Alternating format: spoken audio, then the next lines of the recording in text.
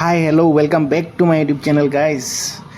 আমাৰ ঘৰতনো বিহু আয়োজন কেনেকৈ কৰিছোঁ তাকে দেখাওঁ বলক আজি। এয়া দেখিছে কেৰাহীত পিঁয়াজ দি লৈছোঁ। আজি গাহৰি বনাম গাইজ। গাহৰি জুইতে বনাইছোঁ আজি, গোটেইখিনি জুইতে বনিব। এয়া গাহৰি মাংস দিলোঁ। গাহৰি মাংসখিনি লোকেল, আমাৰ ঘৰৰ ওচৰতে কাটিছিলে আজি। এই তাকে আৰু 1 কেজিমান আনিছিলে পাপাই।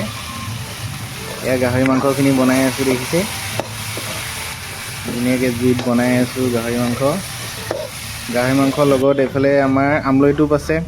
আমলৈ টোপ আজি ৰাতিপুৱা পাৰিছিলোঁ ঘৰতে, ভালেমানখিনি ওলালে 1 কেজিমান। আৰু এয়া কণী যুঁজাইছিলোঁ, কণী কেইটামানো আছে। আৰু লগত কণীখিনি এয়া বিলাহীৰ লগত বনাম। আৰু মাংসখিনি তেতিয়া আলু দি ল'লোঁ, সিজিছে অলপ চলপ, অলপ দেৰি সিজাব লাগিব। তাৰপিছত আৰু এয়া পিঁয়াজ কাটি থৈছোঁ, কণী বনাম আৰু এয়া আমলৈ টোপ বনাম।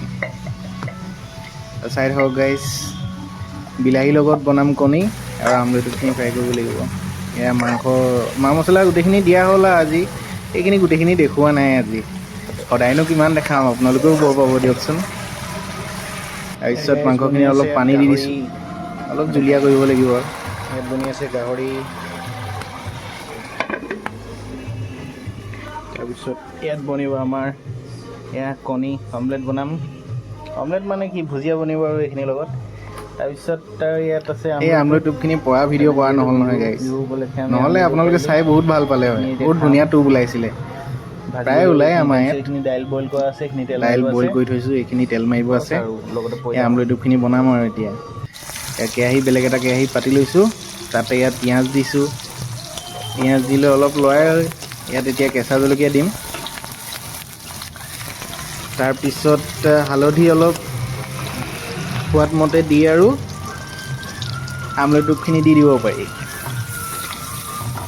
দেখিছে হালধি দিলোঁ, এয়া আমলৈ টোপখিনি গৈছে। আমলৈ টোপখিনি ভাজিব লাগিব অলপ ভাজিলে কি হয়, এই কোমল কোমল হৈ থাকে প্ৰথম, তাৰপিছত অলপ ভাজি দিলে আৰু ফুলি যায়, টান টান হৈ যায়। আপোনালোকে খাই পাইছে নাই জনাব দেই গাইজ। আমিতো খাই বিৰাট ভাল পাওঁ, আৰু বিহুততো পৰা হয়েই। গৰু বিহুৰ দিনাখন প্ৰতিবাৰে আমি পাৰোঁৱেই, পাপা, মই, দাদা মিলি। এয়া কেঁচা জলকীয়া দি দিছোঁ, এইটো ফ্লেভাৰৰ কাৰণেহে দিয়া হৈছে। আৰু এনেই আপোনালোকে তেলতো দিব পাৰে, তেলত তলেদি দিছিলোঁৱে, তাৰপাছতো আকৌ কেঁচাকৈ দিছোঁ, তেতিয়া অকণমান সোৱাদটো ভাল আহে। আৰু এয়া লৰাই লৈছোঁ, দেখিছে গাইজ ফুলিব ধৰিছে। এইখিনি চব কি ধুনীয়া গোল গোলকৈ ফুলিব ধৰিছে। ইয়াত এতিয়া নিমখ দিম, আৰু একো এনেকৈ মছলা চছলা দিয়া নহয় এইবোৰ, যিহেতু একদম ৰিয়েল থাকে। এইটো হেল্ডি হয়, স্বাস্থ্যৰ কাৰণেও ভাল হয়। আপোনালোকে খাই মেলি জনাব গাইজ। আপোনালোকে বিহু কেনেকৈ আয়োজন কৰিছে দেখাব। আৰু এই একেটা কেৰাহীতে এতিয়া আকৌ কণীখিনি বনাই লওঁ বুলি ইয়াত তেল দিলোঁ, পিঁয়াজ দিছোঁ। কেৰাহীটো ধোৱা নাই আৰু দেই গাইজ, এই জাষ্ট আমলৈ টোপ কাঢ়িলোঁ, তাৰপিছত লগালগ এইটো আকৌ পাতিছোঁ। ইয়াত এতিয়া বিলাহী দি লৈছোঁ, বিলাহী ঘৰৰ দেই গাইজ, আমি বিলাহী ঘৰৰ দি লৈছোঁ। আৰু এইখিনি এতিয়া গলাব লাগিব, অলপ সিজাব লাগিব। যেতিয়া বিলাহীখিনি ধুনীয়াকৈ গলি যাব, ইয়াত কণীকেইটা দি দিম। নহ'লে অলপ কেঁচা কেঁচা সোৱাদটো থাকিব লাগিলে বেয়া লাগে, যিহেতু বিলাহীৰ পৰিমাণটো বেছি আছে, সেইকাৰণে পূৰা সিজাই এইখিনি চব গলাই ল'লোঁ। তাৰপিছত ইয়াত এতিয়া কণী দি দিছোঁ। কণীখিনি দি এতিয়া যিমান পাৰে লৰাই থাকক, আৰু যেতিয়ালৈকে ডাঠ হৈ নাযায় তেতিয়ালৈকে লৰাই থাকিব লাগিব, শুকান কৰিব লাগিব এইখিনি আচলতে। এতিয়া যিহেতু জুলীয়া নিচিনা হৈ আছেতো, লৰাই থাকিব লাগিব। আৰু এয়া লৰাই আছোঁ, অলপ টাইম লাগে। ধুনীয়া এইখিনি চব